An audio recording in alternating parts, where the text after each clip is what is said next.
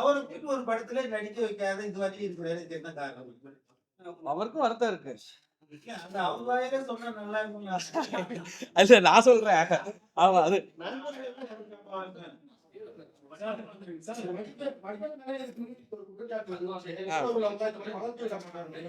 அவர் எவ்வளவு பேரை வளர்த்துட்டு இருக்காரு.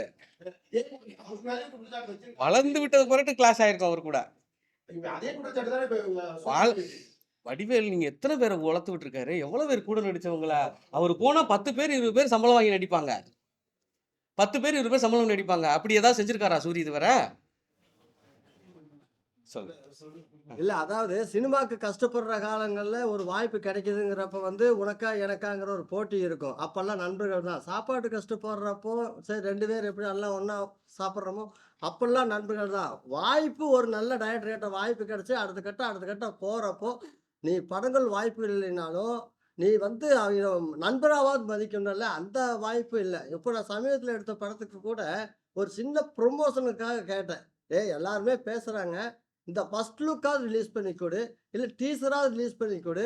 இந்த மாதிரி நண்பன் அடுத்த கட்டத்துக்கு போகிறதுக்கு முன்னால் எனக்கு ஒரு வாய்ப்பு ஒன்று கிடைக்கும்ல, அதை பண்ணி கொடுன்னு நான் கேட்குறப்போ, மச்சான் நான் பண்ணி கொடுத்தேன்னா வெற்றிமாறன் சாரோட அசிஸ்டண்ட்டுக்கு எல்லாமே அடுத்த படம் பண்ணிட்டு இருக்காங்க மச்சான். அவன் பார் அவனுக்கு பண்ணுனா அப்போ எனக்கு பண்ணலைன்னு சொல்லிடுவாங்க பார்த்தியா. அதனால உன்னோட பேஜ்லையெல்லாம் போட வேண்டாப்பா, என்னோட பேஜில் போட்டுக்கிறேன், நீ பேசி மட்டும் கொடு அப்படின்னு சொன்னேன். இல்லைன்னா வாய்ஸ் மெசேஜ் ஒன்று போடு, நான் ஃபோட்டோ வச்சு கீழே வாய்ஸ் மெசேஜ் நான் போட்டுக்கிறேன்னு சொன்னேன். அதையும் பண்ணல, வாய்ஸ் மெசேஜும் போடல, நானா பேசிக்கிட்டேன், அவ்வளவுதான். இந்த மாதிரி சின்ன சின்ன வளர்ந்து வரவங்களுக்கு ஒரு ப்ரொமோஷனாவது பண்ணி கொடுக்கலாம். இன்னைக்கு விஜய் சேதுபதி அண்ணன் எத்தனை பேர் சின்ன சின்ன அத்தனை பேருக்கு பண்ணி கொடுக்குறாரு. வளர்ந்தவர்கள் அத்தனை பேருக்கு பர்த்டே ஃபங்க்ஷன் முதல்ல கொண்டு அந்த குழந்தைங்களுக்கு வாழ்த்துக்கள் தெரிவித்து போட்டுருக்கிறார். எத்தனையோ பேர் வடநாடு நீயும் நாடெல்லாம் ஒரே ரூம் மண்டாக இருந்தவங்க மாட்டா, ஒரே கல்யாண மண்டபத்தில் வேலை பார்த்துருக்குறோம். எத்தனை பேர் வாய்ப்பு தேடி காலில் விழுந்திருக்கிறோம். இன்னைக்கு அடுத்த கட்டம் போகிறதுக்கு உண்டான ஒரு வாய்ப்புக்கு ஒரு ப்ரொமோஷனாவது பண்ணி கொடுக்க வேண்டாமா?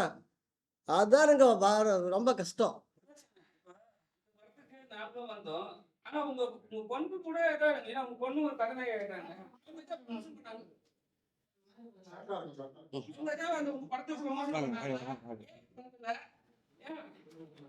ஜம்ப் பண்ணா பிரச்சனை கிடையாது. என்னோட படத்துக்கு உண்மையாலுமே டிஸ்கஷனுக்கே டைரக்ஷனே அவங்கதான். அவங்கள வச்சு தான் நான் ஒரு கதையவே முதல்ல பிள்ளையார் சொல்லி போடுவேன். அவங்கள தாண்டி நான் மக்களாட்டுக்கு மொத்தமாக கொண்டு கொடுக்கவே மாட்டேன். அப்பா இது மாதிரி ஒரு ஷார்ட் ஃபிலிம் பண்ணுறேன் தங்கம், இது எப்படி இருக்குது, ஓகேவா, நல்லா இருக்குமாங்கிறப்போ எனக்கு நெளிவு சுழிவு கிழிவு எல்லாமே கற்றுக் கொடுக்கறது என் மகதான் எல்லா கதைக்கும். அதனால வந்து அந்த மாதிரி ஒரு படம் ஒன்று எடுத்துகிட்டு வந்து முடித்த உடனேயே என் பொண்ணு தான் அன்றைக்கி ஒரு ப்ரெஸ் மீட் வச்சோன்னு வந்து பேசி கொடுத்தாங்களே. அதெல்லாமே அவள் தான் பண்ணுவான். எங்களை மாதிரி இதான் நாங்கள்லாம் ஒரே ரூமெண்டாக இருக்கிறப்போ எனக்கு தெரிஞ்சு நானும் சூரி மில்கா கில்கான்னு நிறையா பேர் நடிகர்களாக இருக்கிறப்போ எங்களுக்கு தெரிஞ்சு அப்போ வந்து ஒரு டைரக்டர்னு சொல்கிறது நாங்கள் வெற்றி வீரன் தான். ஏன்னா அப்போ பருத்தி வீரன் ஆடியோ ரிலீஸ் ஆகிருக்குது. ஃபுல்லாக கேசட் போட்டு எல்லாம் பாட்டு கேட்டுருக்கிறப்போ நான் உண்மையாலுமே பருத்தி வீரன் படத்தோட டைரக்டர் இவனோ அப்படின்னு நினச்சிட்டாரு. ஏன்னா பருத்தி வீரன் பாட்டை போட்டு கேட்டுகிட்டே இருக்கிறாப்புல. அன்னைக்கு எப்படி ஒரு பெரிய சினிமாவுக்கு ஒரு பெரிய பதிவாக பருத்தி வீரன் இருந்ததோ அந்த ஜேனரில் இப்போ வந்து வெற்றி வீரன் கதையை சொல்கிறப்போ தமிழ் சினிமாவுக்கு சில அடையாளமான படங்கள் நிறையா இருக்குது. அந்த வரிசையில் சத்தியமாக சொல்கிறேன், இந்த பூ காய் கனி படம் வந்து பெரிய அடையாளமாக இருக்கும். எத்தனையோ பெரிய டைரக்டர்களோடைய படைப்பில் ஒரு சில படங்கள் கையுட்டு என்ற படங்கள் இருக்குது. அந்த வரிசையில் சத்தியமாக அந்த படம் இருக்குது. நான் என் மகளுக்கு வந்து நிறைய முன்னணி நட்சத்திரங்களோட எல்லாம் நடிச்சிருக்கிறாங்க. இந்த படத்தில் இந்த ஜேனர் இவங்களுக்கு ஒரு பெரிய அவார்டுக்கு உண்டான படமாக இருக்கும். இப்போ சமீபத்தில் விஜய் சார் ஒரு இன்னைக்கு எந்த இடத்துல இருக்கிறான்னு தெரியும், நம்ம நாட்டு சிஎம்மு ராஜ்மோகன் சார் இடையில சந்தித்தோம். அவர் சொன்னார், இந்த வருஷம் உன் பொண்ணு வந்து அவார்டு வாங்குவாங்க பாரு அப்படின்னாரு. கரெக்டாக அந்த படம் கம்மிட்டு அவர் சொன்னது நடக்குன்னு நினைக்கிறேன். நன்றிங்க.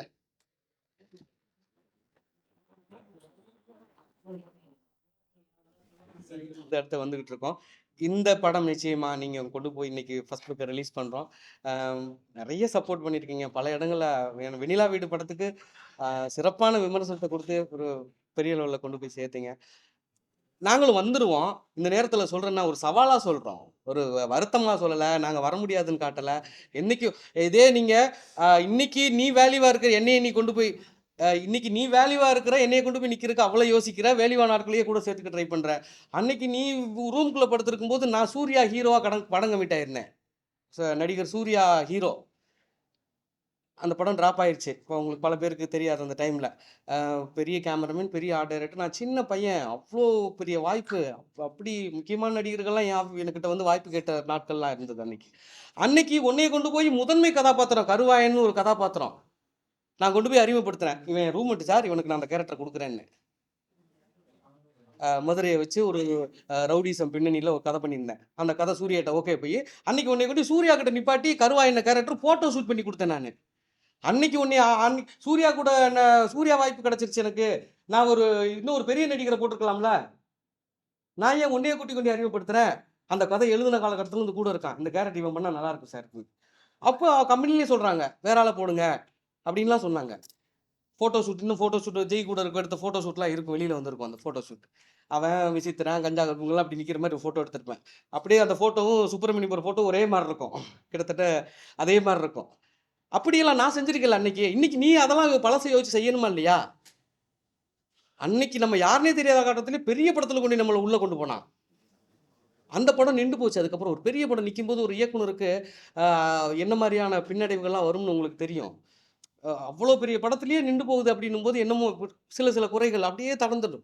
இன்னைக்கு நாங்களே இந்த படத்தை தயாரிக்கிறதுக்கு முன் வந்து என்னோட கதையை, என்னோட நல்ல விஷயங்களை புரிஞ்சுக்கிட்டு இன்னைக்கு இவ்வளோ பேரோட சப்போர்ட்டோட ஃபைனான்சியல் ஆள் கிடைச்சி சிறப்பான நடிகர்களுக்கு ஒருங்கிணைஞ்சு தொழில்நுட்பங்களை ஒருங்கிணைஞ்சு வருவோம்.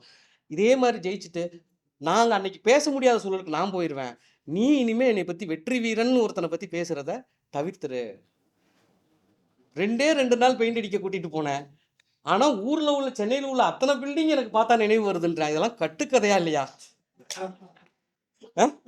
2 இடத்துக்கு நாங்க பெயிண்ட் அடிக்க போனோம். நான் தான் கூட்டிட்டு போனேன். விருகம்பாக்கத்துல ஒரு வீட்டுக்கு பெயிண்ட் அடிச்சோம். அம்பத்தூர்ல ஒரு ஸ்கூலுக்கு பெயிண்ட் அடிச்சோம். ஒரு வாரம் அங்கேயே தங்கி பெயிண்ட் அடிச்சோம். இது 2 தானே வாழ்க்கையில் நடந்தது. அந்த 9 வருஷத்துல நீ 9 வருஷம் நானும் அவனும் ரூம்மேட்டு. நீ எந்த அடுக்குமாடி கட்டடத்துக்கு தொங்கிட்டு பெயிண்ட் அடிச்ச? ஒரு வீடியோலாம் போடுறேன். இவன் பண்ணுங்க இது பார்க்கும்போது எனக்கு நினைவு வருதுன்றான். எப்படி நீ ஃபாலோவர்ஸ்க்காகவும் பார்க்குறவங்க சிம்பத்தி சூரி இவ்வளவு கஷ்டப்பட்டுருக்காரா அப்படின்னு நினைக்கிறதுக்காகவும் ஏன் இப்படி கட்டுக்கதைகளை அவுத்து விடுற? இனிமே பழைய கட்டுக்கதைகளை சொல்றத நிப்பாட்டிக்க. ஜெயிச்சதோட நிப்பாட்டிக்க. ஓகே, நல்லதா போகும். நிச்சயமா கட்டுக்கதைகள் எங்க பேர் வந்துருதுல அப்பப்ப. அவர் சொல்ற கட்டுக்கதைகள் எங்க பேர் வந்துருது. வெற்றின்னு ஒருத்தன், அவன் ஒருத்தன், இவன் ஒருத்தன்லாம் சொல்லிக்கிட்டே இருக்க இன்னைக்கு. அதை தவிர்த்துடலாம்ல.